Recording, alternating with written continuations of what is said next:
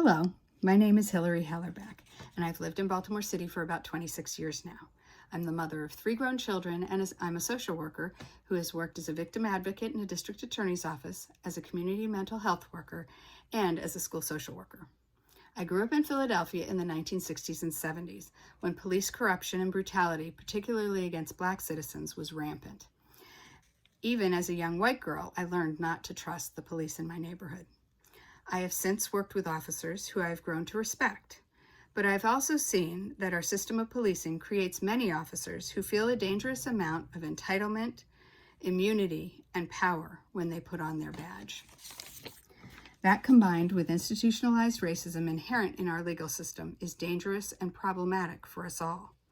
Unfortunately, what I have observed in Baltimore is disturbingly reminiscent of some of what I saw in Philadelphia as a child. Between the Jump Out Boys, the Gun Trace Task Force, the war on drugs targeting Black communities, and the Blue Code of Silence that appears to extend to the medical examiners and the state's attorney's office in Baltimore, we in Baltimore have a serious problem with corrupt and racist policing.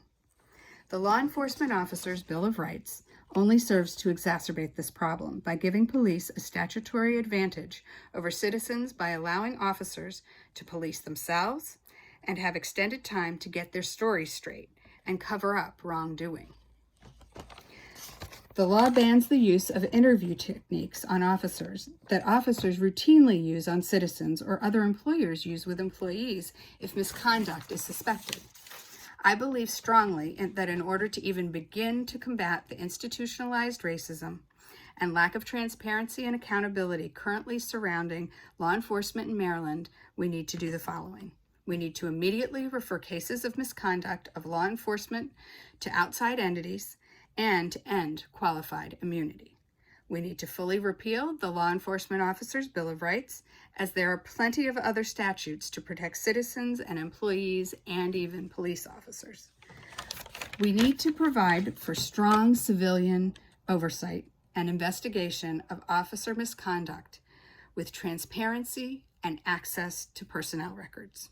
Only then can we begin to work towards a safe and equitable society for all citizens in Maryland. Thank you.